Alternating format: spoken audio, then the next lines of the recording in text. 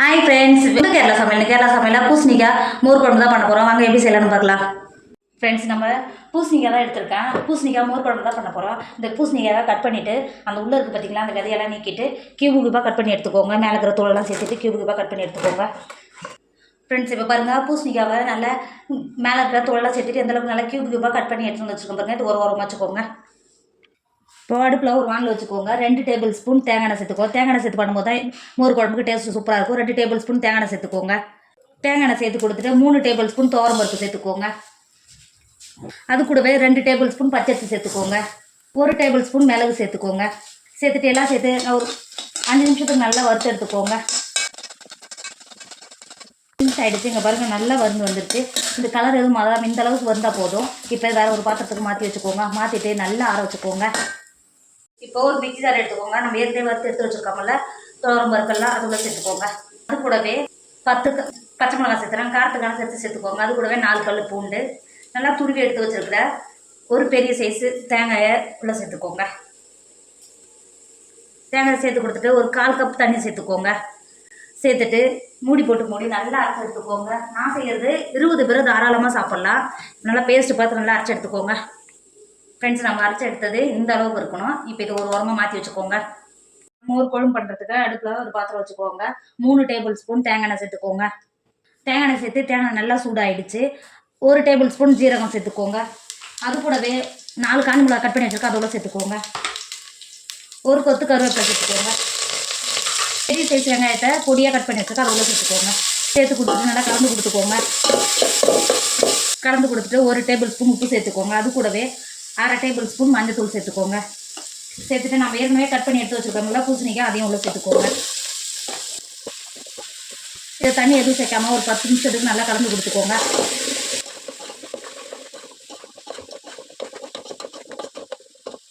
இப்போ பாருங்கள், காயே ஒரு 10 நிமிஷம் நல்லா வதங்கி வந்துருச்சு. நம்ம ஏற்கனவே அரைச்சி எடுத்து வச்சோம்ல அந்த பேஸ்ட் உள்ள சேர்த்துக்கோங்க. சேர்த்து கொடுத்துட்டு நல்லா கலந்து கொடுத்துக்கோங்க. கொடுத்துட்டு இப்போ குழம்புக்கு தேவையான தண்ணி சேர்த்துக்கோங்க. நான் தேங்காய் அரைத்து பார்த்தீங்களா, அந்த மிக்ஸி ஜார்லேயே சேர்த்துக்கிட்டேன். தண்ணி சேர்த்துக்கோங்க. தண்ணி சேர்த்து நல்லா கலந்து கொடுத்துக்கோங்க.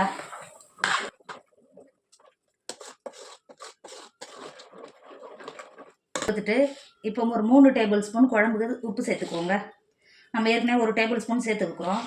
இப்போது 3 டேபிள் ஸ்பூன் உப்பு சேர்த்துக்கோங்க. சேர்த்துட்டு நல்லா கலந்து கொடுத்துக்கோங்க. இப்போ நல்லா கலந்து கொடுத்துட்டு மூடி நல்லா குழம்பு நல்லா கொதிக்க விடுங்க. இப்போ ஒரு பாத்திரம் வச்சுக்கோங்க. இதில் 1/2 லிட்டர் தயிர் சேர்த்துக்கோங்க. நான் புளிப்புள்ள தயிராக எடுத்துருக்கிறேன். 1/2 லிட்டர் தயிர் சேர்த்துக்கோங்க. எடுக்கும்போது நல்லா கெட்டியான தயிராக எடுத்துக்கோங்க. நல்லா பீட் பண்ணிக்கோங்க. ஒரு ஸ்பூனு விஸ்க வச்சு நல்லா கலந்து கொடுத்துக்கோங்க. ஃப்ரெண்ட்ஸ், இப்போது கலந்தது இந்த அளவுக்கு இருக்கணும். இப்போ நல்லா கொதிச்சு நம்ம சேர்த்த பூசணிக்காய் நல்லா வெந்து எந்த அளவுக்கு நம்ம மேலே வந்துருக்கு பார்த்தீங்களா. பூசணிக்காய் நல்லா வெந்துருச்சுன்னா மேலே வந்துடும். இப்போ நம்ம ஏற்கனவே கலந்து எடுத்து வச்சுருக்கோம்ல தயிர் உள்ளே சேர்த்துக்கோங்க. சேர்த்துட்டு கலந்து கொடுத்துக்கோங்க. நம்ம அரிசியும் துவரம் பருப்பு அரைச்சி சேர்த்ததுனால தயிர் பிரிஞ்சு போகாது. நல்லா கலந்து கொடுத்துக்கோங்க. கலந்து கொடுத்துட்டு ஒரு 5 செகண்ட் நல்லா கொதிக்க விடுங்க. ஃப்ரெண்ட்ஸ், நல்லா மோர் ஊற்றி நல்லா கொதிக்க ஆரம்பிச்சிருச்சு. மூடி அடுப்பில் இருந்து இறக்கிக்கோங்க. ஃப்ரெண்ட்ஸ், இப்போ மோர் குழம்பு தாளிக்கிறதுக்கு அடுப்பில் ஒரு வானல் வச்சுக்கோங்க. இதில் 2 டேபிள் ஸ்பூன் தேங்காய் எண்ணெய் சேர்த்துக்கோங்க. இப்போது எண்ணெய் சேர்த்து எண்ணெய் நல்லா சூடாகிடுச்சு. ஒரு 1/4 டேபிள் ஸ்பூன் வெந்தயம் சேர்த்துக்கோங்க. கூடவே 5 சின்ன வெங்காயத்தை கட் பண்ணி வச்சுருக்கேன், அதை உள்ள சேர்த்துக்கோங்க. இது நல்லா ஒரு கோல்டன் கலர் வரைக்கும் நல்லா வறுத்துக்கோங்க. சின்ன வெங்காயத்தை வாசனை நல்லாயிருக்கும், நல்லா வறுத்துக்கோங்க. இப்போ பாருங்கள், வெங்காயம் நல்லா கோல்டன் கலர் நல்லா வந்துருச்சு. ஒரு கொத்து கருவேப்பிலை சேர்த்துக்கோங்க. ஃப்ரெண்ட்ஸ், இப்போது தாளிச்சு எடுத்து வந்துருக்கோம்ல மோர் குழம்புல சேர்த்துக்கோங்க. இப்போ பாருங்கள் ஃப்ரெண்ட்ஸ், நம்ம அடிக்கிற சம்மர் வெயிலுக்கு குளுன்னு மோர் குழம்பு சூப்பராக ரெடி ஆகிடுச்சு. இதோட டேஸ்ட் அவ்வளோ ஒரு சூப்பராக இருக்கும். கண்டிப்பாக நீங்களும் ட்ரை பண்ணுங்கள். என்னோட வீடியோ உங்களுக்கு பிடிச்சிருந்தா உங்கள் ஃப்ரெண்டு உங்கள் ஃபேமிலிக்கு ஷேர் பண்ணுங்கள். மறக்காமல் கேரளா சமையல் சப்ஸ்கிரைப் பண்ணிக்கோங்க. தேங்க்யூ.